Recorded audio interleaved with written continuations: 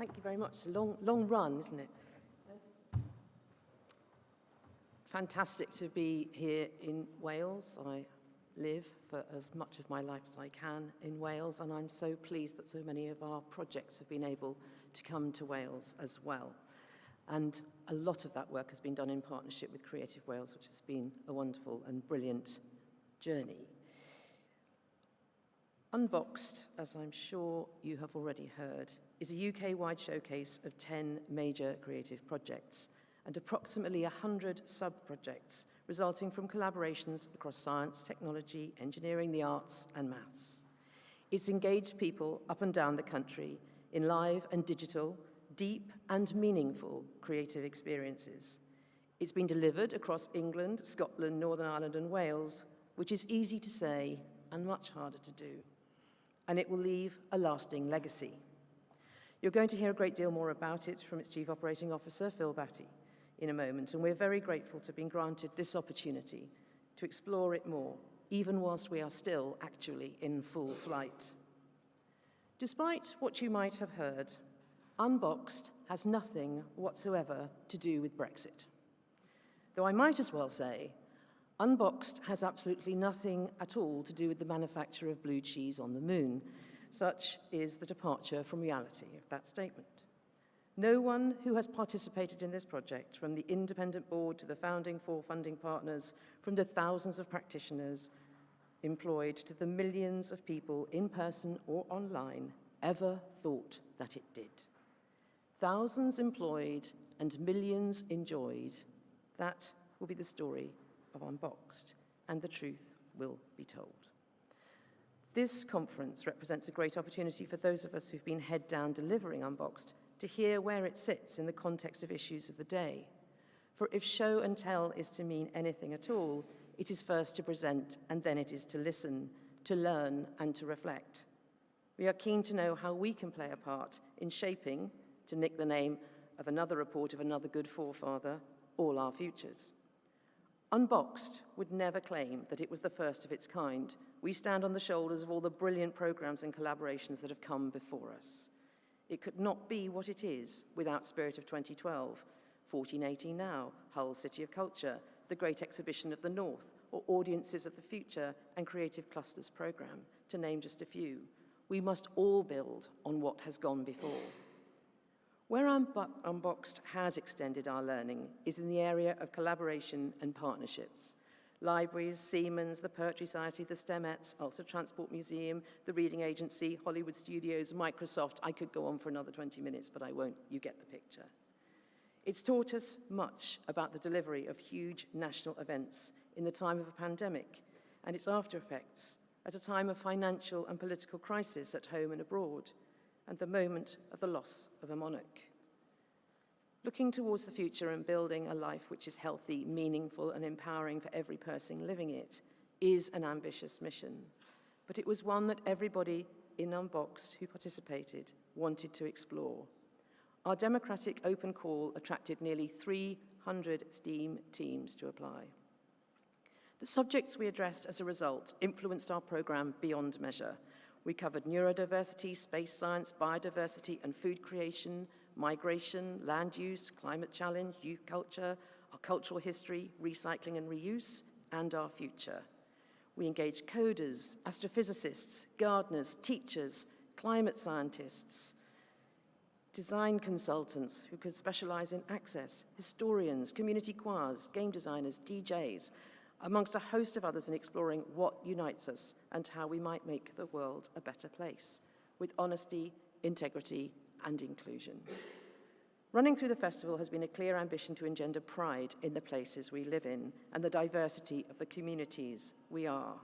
We believe we will be able to evidence that in our evaluation. UNBOXED has undoubtedly delivered on how creative projects enable us to celebrate the innate creativity in us all, and just how important that is to improve all our lives in terms of well-being. Early data, as an example of one of our projects, tells us that 4 out of 5 felt a sense of pride in living in their area as a result of About Us. 3 out of 4 people agreed it made them see their local area in a new and a positive way. Unboxed was never about an event in a place on a day. That would not have reached the audiences we wanted to reach. Every one of our commissions asked our teams to stretch the boundaries on how their work was delivered, out of the live experience and into the digital, in a meaningful way for the audience. This might be regarded as a natural delivery method coming out of COVID, but it was rooted in something far more important than that. This challenge has been at the coalface of discovery for creative practitioners for the last 20 years or more. And though we have made real strides, we ain't mined the full value of it yet. Unboxed was never set up to have its values counted by a live audience attendance number alone.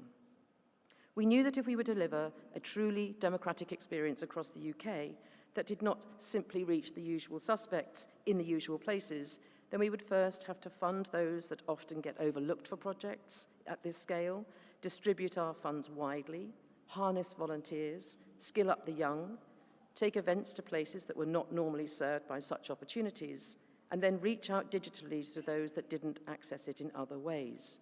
This doesn't make life easy, but it does make it meaningful.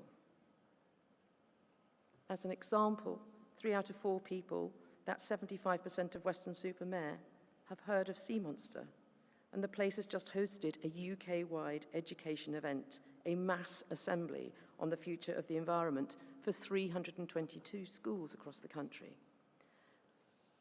Inclusion, or as some might say, levelling up, in access to creative experiences has to address this if it is to mean anything at all. Public investment in the future has to hold this ambition as central to its purpose. Our ideas are now being presented as fanciful. We are criticised for valuing a rural town over London or Manchester. If this is the level of debate, we are not going to get very far. What is the purpose of research, such as the Taking Part survey, if we don't act on its findings? Our projects have impacted on over 100 cities, towns and villages across the UK. 38% of Story Trails visitors had never experienced immersive technology, such as AR or VR, before, compared to the national average of 15%. 95% would recommend the Story Trails VR experience to someone they know. We're not ready yet to announce our figures. We're still live, and there's still more events to come. When we publish our evaluation in 2023, it will provide rich, as in positive, pickings for future learning and how to build on our story and the experiences of our millions of participants, and begin to be able to demonstrate the extraordinary legacy journey of activity that our projects will be on.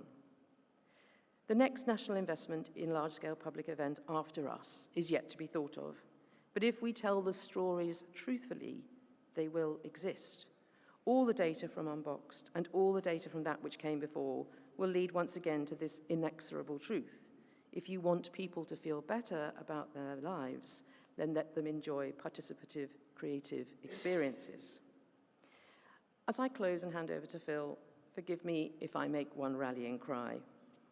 Every time you hear someone denigrate or belittle those of us that try to move the dial, democratize the process, distribute the resources, fund new partnerships and approaches, and try something new to achieve a better outcome, please search out and reflect back the truth.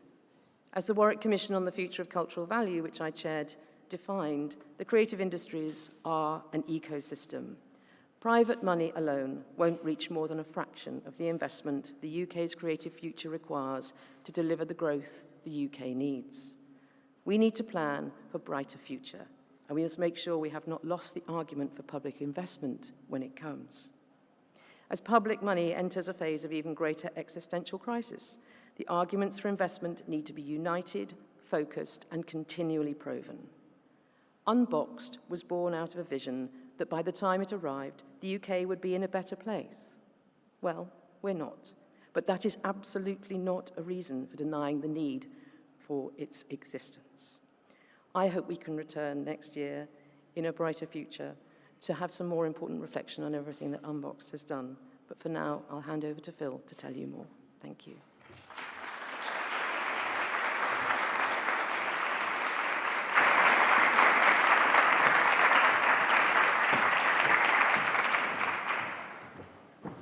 Never good practice to follow a dame. There's no competing really, is there? So I've got 10 minutes to capture what has been 3 years of adventure, exhilaration, exhaustion, and any other E you could possibly think of to bring this project to life.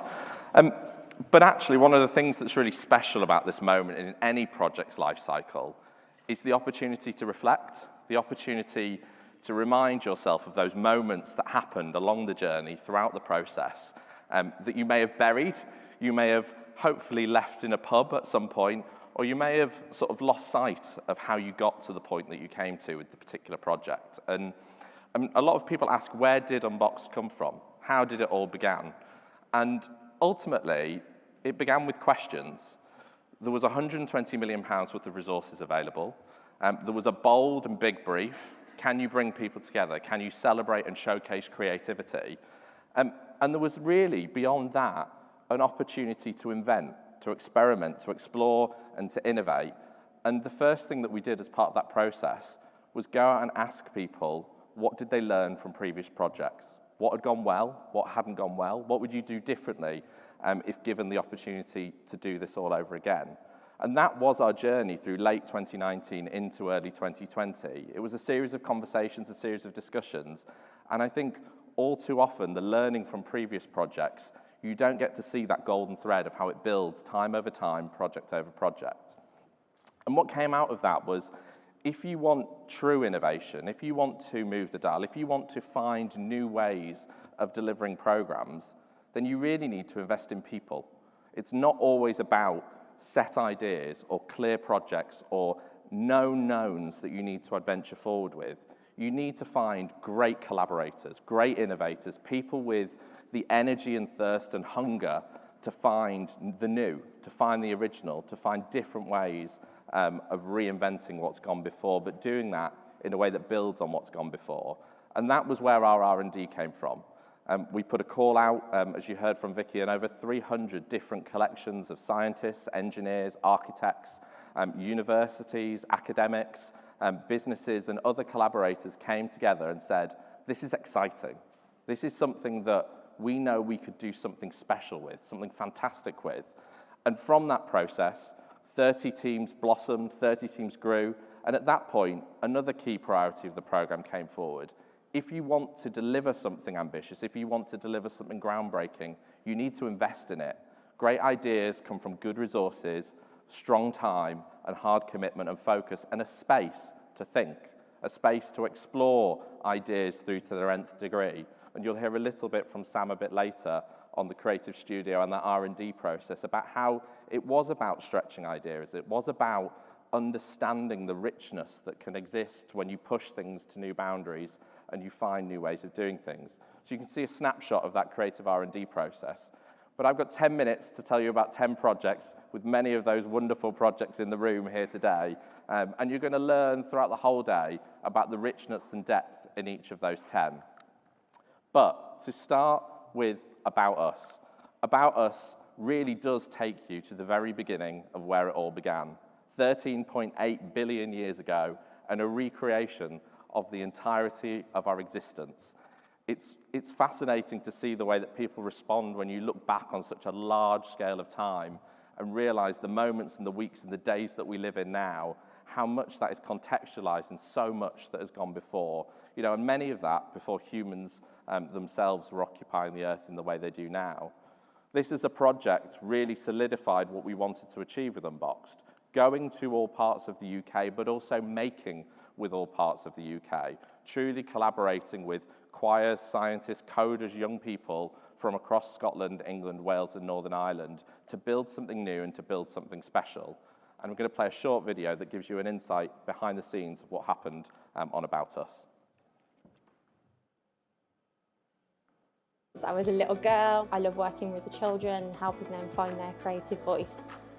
My name is Scarlett Ward-Bennett. I am a poet, a workshop facilitator.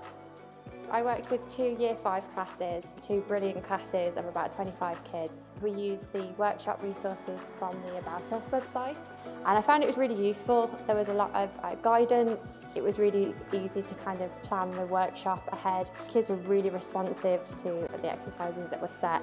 The workshop theme that we looked at was the universe and us, so we're exploring the origins of the universe and how we're all connected. I think poetry was a really good format for exploring these different ideas because it allows children to be creative with their scientific knowledge. What I've been in Paisley today, we've been working with local primary school students doing scratch workshops. So we've been teaching them how to code, and they've been coding stories all about connectivity and the universe. We actually get to go into the schools, do the work with the pupils, and then they get to see their own work. In Paisley, it's going to be on the side of the cathedral, and we're going to pull together the work they've been doing, and I can't wait to see their reaction. And being in Paisley back on the 1st of March, which feels like a lifetime ago, you remember how it felt for a community coming together quite soon after the pandemic was re-emerging in terms of that Christmas resurgence. We were seeing people connecting with one another on the ground in a cold night in front of the Abbey, but also really enjoying the way that this project brought together science, art and technology in one space. Tour de Moon, a project that really does take a very different centered view on what the moon might be and what life on the moon could be if it was recreated out there once again, but done through investing in hundreds and hundreds of young creatives to make work, exploratory work, experimental work that looks at life on the moon, but through the art of poetry, coding, digital making, gamification. It really was an investment in small micro-commissioning of scale across the whole of England as part of a project that then came together in 3 towns and cities and then toured throughout England over the summer of this year. We've seen just a few days ago the Moon Games, which you can see here, is currently at the planetarium in Ghana, and we're seeing there the way that children and young people responding to a giant inflatable astronaut and Nellie Ben stood side by side is definitely one of the memories I will take away from this project for a lifetime. And Dandelion, the Scotland contribution to the project, co-commissioned with our friends at Event Scotland, demonstrating that if you do want to work across England, Scotland, Wales and Northern Ireland, you need to do that in partnership. You can't do that alone. You can't do that from a central position. You need to lean into the expertise and the innovation that exists within existing organisations. And this project that celebrates growing and sharing and making of food and music and sound, and you'll hear more about that today, really managed to find a way to connect so deeply and so meaningfully across so many different parts of Scotland as a programme. Dream Machine, really truly innovative live experience that has science rightly baked into its core. As you sit in the Dream Machine with your eyes closed, you are taken to a completely otherworldly space as the brilliance of neuroscience and art come together with the music of John Hopkins. And I have to admit that this, as a project, was something where it was such a beautiful moment in the middle of this manic program to sit, to reflect, to enjoy, and to experience something truly like you've never done before. Green Space, Dark Skies, exploring our areas of outstanding natural beauty, our geology, lighting technology, and what happens when you bring those things together in large-scale public artworks that are made specifically for broadcast, specifically for online, and how we can explore that. And I hope you'll tune into Countryfile in a few weeks' time and watch the finale of that project come together. Or Pollinations, which took over Birmingham city centre with this architectural forest that grew over the course of a number of weeks with Trigger Collective and a partnership of engineers, architects, horticulturalists, to make a really magical, beautiful space, not just for reflection, but to explore the biodiversity that exists not just within the garden, but within our society and within the world around us. And Story Trails, really innovating with new storytelling techniques in 15 towns and cities across the UK, pushing the boundaries of VR and AR, but also really connecting deeply within libraries and introducing new technology to people for the first time. A really rich project with so many different facets to it that you could spend an hour just talking about that one project alone. And Galwad, which I know you will have heard from the team yesterday on, a project commissioned primarily for broadcast, primarily for digital, that allowed you to explore what the world might be like responding to the Future Generations of Wellbeing Act, but 30 years into the future, played out live, online, on television, and through many different mixed media forms.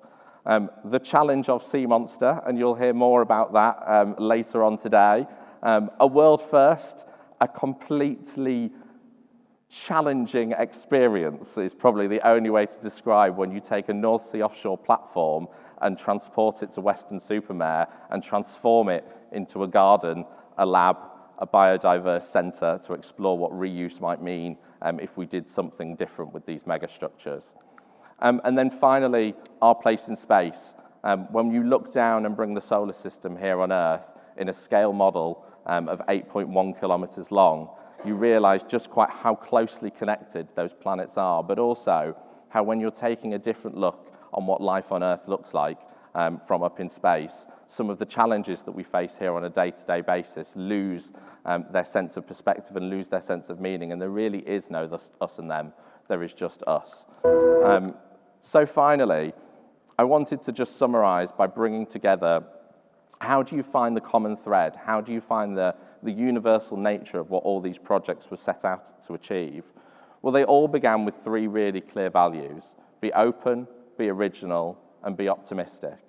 And hopefully you can see from the way that the projects were created, the way that everybody has generously given their time, given their energy, given their passion, and given their ideas, that this was created with an openness to really adventure forward and explore what could exist if we made something out of this once-in-a-generation opportunity. Originality, this is a project that is not afraid to be brave, not afraid to be bold, not afraid to experiment, and not afraid to learn as it goes through that journey. And I think when you do explore, as we've tried to, the richness of when live and digital and broadcast and learning and participation fuse together in one programme that is truly distributed, truly UK-wide, originality is your core DNA and your core ingredient to move that forward. And optimism, not just the smiles on everyone's faces at the end of what has been probably one of the most roller coaster rides that we've all been on over the last 2.5 years on this project, but optimism to want to find the new, optimism to want to find the solutions, optimism to want to do something positive with this opportunity. And this is an amazing opportunity for me just to say thank you to, Vicky talked about the thousands of creatives who made this happen. This was not one person, this was not one team, this was not one organisation, this was not one partner. This was true creativity through collaboration. And it is the optimism and energy and passion and kindness of all those people that's made those thousands of special experiences for those millions of people come true. I hope you find today interesting, intriguing. Ask us questions. There are a lot of great stories to tell, some during the day, some for the drinks at the end. But thank you and enjoy the rest of the session.